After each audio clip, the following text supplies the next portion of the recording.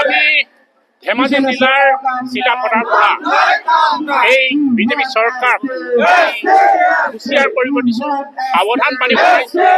আজি যেনেদৰে ধেমাজি জিলাৰ চিলাপথাৰত অগ্নিশিখা জ্বলি উঠিছে বিশাল যোগেদি বিজেপি চৰকাৰে বুজি লওক, জানি লওক, অতি শীঘ্ৰেই যদি এই দায়সকলক নকৰে, স্বায়ত্ব প্ৰদান নকৰে, এই অগ্নিশিখাই কিন্তু হ'ব আৰু এই আগ্নেয়গিৰি কিন্তু পিছপত থকা চৰকাৰক কিন্তু গাড়ী উঠাই দিব।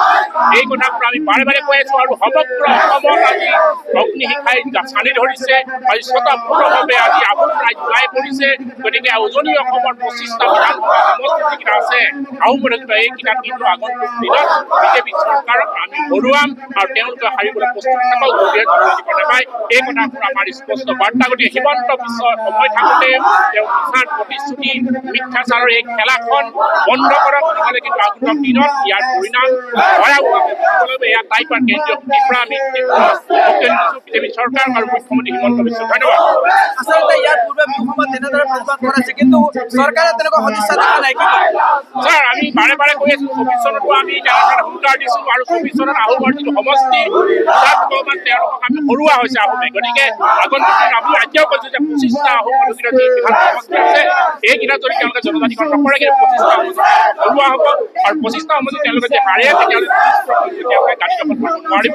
আমি পুনৰ পৰা কৈছোঁ, পুৰা যেনেকৈ হৰুৱাইছোঁ 25টা বিধানসভা সমষ্টিত, পিছৰ বিধানসভা সমষ্টিত তেওঁলোকে হৰুৱা হ'ব, তেওঁলোকে সাজু কৰিব। আমি নাজানো, নুশুনো, নুবুজো। তেওঁলোকে প্ৰতিশ্ৰুতি প্ৰদান কৰিছিল চৰকাৰে 6 জনগোষ্ঠী জনজাতিকৰণৰ মৰ্যাদা প্ৰদান কৰিব। গতিকে আমি চৰকাৰক আহ্বান জনাইছোঁ, দাবী জনাইছোঁ, অতি শীঘ্ৰে 6 জনগোষ্ঠী জনজাতিকৰণৰ মৰ্যাদা প্ৰদান কৰিব লাগে আৰু ভীমবৰ দেউৰীয়ে যি সপোন দেখিছিলে সেই সপোনক বাস্তৱায়িত কৰিবৰ বাবে অসমখনক জনজাতীয় ৰাজ্য হিচাপে ঘোষণা কৰি খিলঞ্জীয়া লোকসকলৰ যাতে ৰাজনৈতিক অধিকাৰ আৰু সাংবিধানিক অধিকাৰ তাকে আজি আমি ঐক্যবদ্ধভাৱে দাবী জনাইছোঁ আৰু আহ্বান জনাইছোঁ। অন্যথা আমি চৰকাৰৰ বিৰুদ্ধে কঠোৰ হ'বলৈ বাধ্য হ'ম। 26ৰ পূৰ্বে আমাক এই জনজাতিকৰণৰ মৰ্যাদা প্ৰদান কৰিব লাগে। যিকোনো খবৰৰ বাবে যোগাযোগ কৰক 7099017330 লগতে 7099017110 নম্বৰত।